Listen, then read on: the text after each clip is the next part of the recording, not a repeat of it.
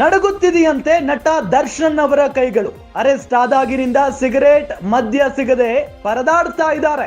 ಸೇದಲು cigarette ಇಲ್ಲದೆ ದರ್ಶನ್ ವಿಲವಿಲ ಒದ್ದಾಡ್ತಾ ಇದ್ದಾರೆ. ಕಸ್ಟಡಿಯಲ್ಲಿದ್ದಾಗ ಪೊಲೀಸರ ಬಳಿ ಸಿಗರೇಟ್ ಕೇಳಿದ್ರು ದರ್ಶನ್. ಅದೆಲ್ಲ ಕೊಡಕ್ಕಾಗಲ್ಲ ಅಂತ ಪೊಲೀಸ್ ಅಧಿಕಾರಿಗಳು ಹೇಳಿದ್ರು. ಹೀಗಾಗಿ ದರ್ಶನ್ ಕೈಗಳು ನಡುಗಲು ಶುರುವಾಗಿದೆಯಂತೆ. ಅಲ್ಲದೆ ಟೆನ್ಷನ್ ನಲ್ಲಿ ದರ್ಶನ್ ಬಿಪಿಯಲ್ಲಿ ಏರಿಳಿತವಾಗಿದೆ. ಟೆನ್ಷನ್ ಜಾಸ್ತಿ ಆದಾಗ ಸಿಗರೇಟ್ ಸೇದ್ತಾ ಇದ್ರು ದರ್ಶನ್. ಆದ್ರೆ ಈಗ ಸಿಗರೇಟ್ ಸಿಗದೆ ಮತ್ತಷ್ಟು ಪೀಕಲಾಟ ಶುರುವಾಗಿದೆ. ಹಾಗಾಗಿನೇ ನಟ ದರ್ಶನ್ ಅವರ ಕೈಗಳು ನಡಗ್ತಾ ಇದೆ ಅನ್ನೋ ಮಾಹಿತಿಯೂ ಕೂಡ ಲಭ್ಯ ಆಗ್ತಾ ಇದೆ. ಅರೆಸ್ಟ್ ಆದಾಗಿನಿಂದ ಸಿಗರೇಟು ಇಲ್ಲ, ಮದ್ಯವೂ ಕೂಡ ಸಿಗದೆ ಪರದಾಡ್ತಾ ಇದ್ದಾರೆ. ಸೇದಲು ಸಿಗರೇಟ್ ಇಲ್ಲದೆ ದರ್ಶನ್ ವಿಲವಿಲ ಒದ್ದಾಡ್ತಾ ಇದ್ದಾರೆ ಅನ್ನೋದು ಗೊತ್ತಾಗ್ತಾ ಇದೆ. ಇನ್ನು ಕಸ್ಟಡಿಯಲ್ಲಿದ್ದಂತಹ ಸಂದರ್ಭದಲ್ಲಿ ಪೊಲೀಸರ ಬಳಿ ಸಿಗರೇಟ್ ಕೇಳಿದ್ರು ದರ್ಶನ್.